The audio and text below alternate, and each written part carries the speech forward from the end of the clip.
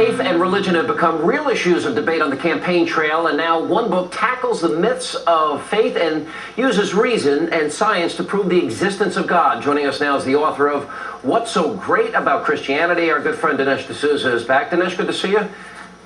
Nice to be here. You know, one of the fascinating things about the book, how is it possible atheists claim to rely on science? But I always make the argument, if you're an atheist, you have to really believe deep down in your soul that something can come from nothing, don't you?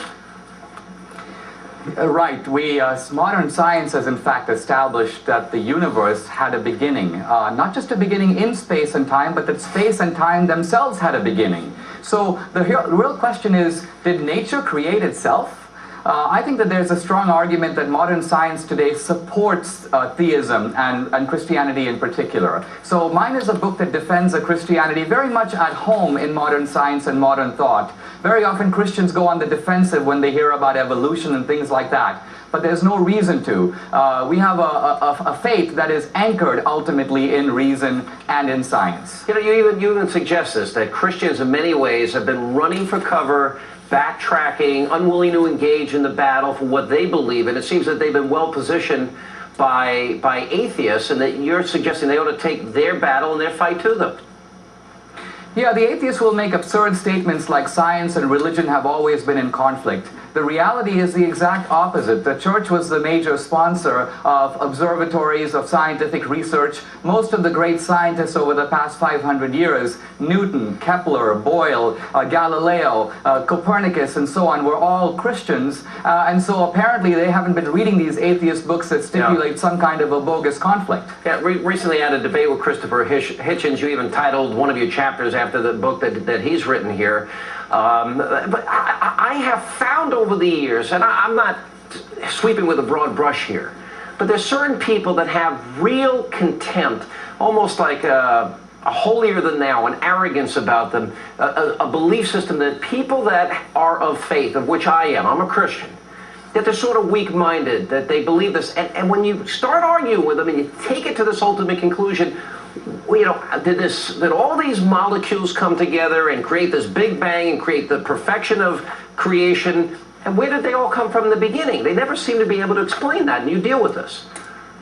Yes, I think what I try to do in this book, What's So Great About Christianity, is use reason and use science and use skepticism and use evidence to make the case for Christianity. The atheist always likes to pose as a champion of science, as a champion of reason. But I think if you look at the bitterness of some of these atheist books, you see that it's not so much that they don't believe in God, they hate God. Christopher Hitchens even says in one of his books, he says, ultimately living in heaven would be like living in a concentration camp. I want to focus on a different part of your book. You quote the historian Hannity Colmes saying the Inquisition is a myth and the targeting of Jews is a fantasy.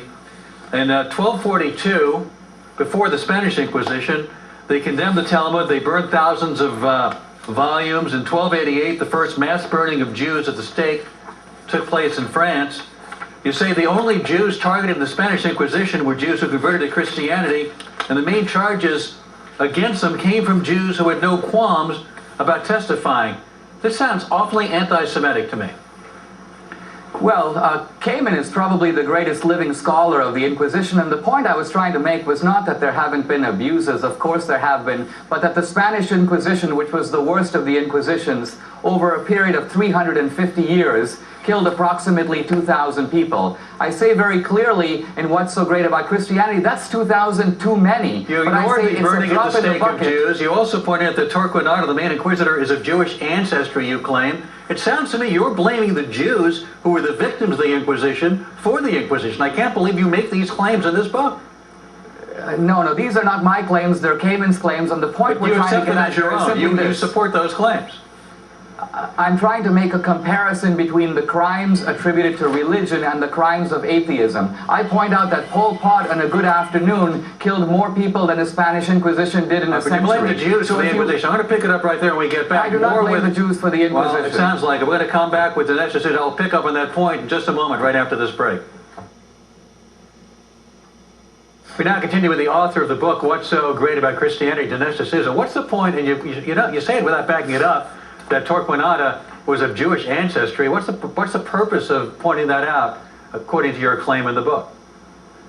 Oh, that's just an interesting historical detail. You're missing the big point here, Alan, which is that atheism, not religion, is responsible for the mass murders of history. You're making it sound like I'm defending the Crusades and the Inquisition. I'm trying to establish proportionality. You downplay them in the book. You also say about the Inquisition. No, I don't downplay them. You absolutely downplay them. Page 208, 209, you downplay both of them.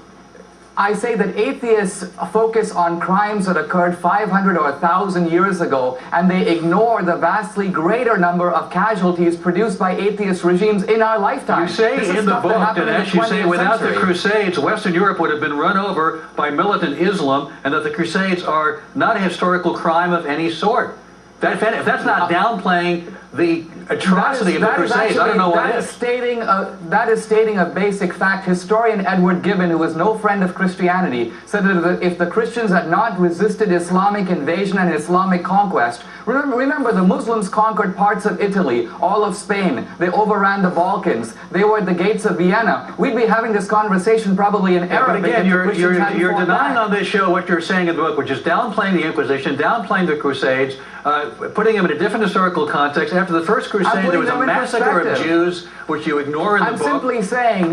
I'm simply saying that it is absurd to be frightened about things that happened 1,000 years ago on another continent when there are much greater crimes that have been committed in the name of atheism in our own lifetime. Well, then why downplay what's an historical fact in terms of both the Inquisition and the Crusades and the number of Jews that were persecuted, pointing out Torquemada has Jewish ancestry, which they did not see buttressed by any background information. It sounds to me like you're basically trying to blame the Jews for the Inquisition by the way you write about it in your book. Remember, Alan, my book, What's So Great About Christianity, is an answer to a whole series of atheist best-selling books, and those books focus disproportionately on the crimes of religion that are ancient, and they downplay, ignore, and sometimes don't even mention the crimes of atheism. So my goal here is to put things in perspective, not to downplay, but to put things in their correct perspective and balance. I want you to expand on that if you can, Dinesh, because in large part here, you know, religion is blamed for the world's worst massacres, and you're saying, whoa, there's another part of the story here, that those that didn't believe in religion, those that didn't have a faith, that there's another perspective here, and you're very clear in making that distinction. Yes, I think that if you look just at the three, what I call the big three, which is Hitler and in Nazi Germany, Stalin in Russia, and Mao in China, these three guys within the space of about 5 decades killed in excess of 100 million people. This doesn't even count Pol Pot, Ceausescu, Fidel Castro, Kim Jong-il, and so on and so on. Now, Richard Dawkins in his book, The God Delusion, says, well, yes, but the crimes of religion were committed in the name of Christianity, but the crimes of atheism were not done in the name of atheism. This is absolutely ludicrous. Well, communism was godless communism, and it specifically targeted religion and tried to establish a secular utopia freed from traditional religion and morality. You got to understand what I'm dealing with here, Dinesh, and that is Alan doesn't even believe, he thinks Islamic fascism, the term is bigoted. So so we have these internal battles. But listen, it's an interesting book. It gives a great perspective, and I'm glad you wrote it, and I'm glad you could be here with us. Thank you for being with us. It's a pleasure.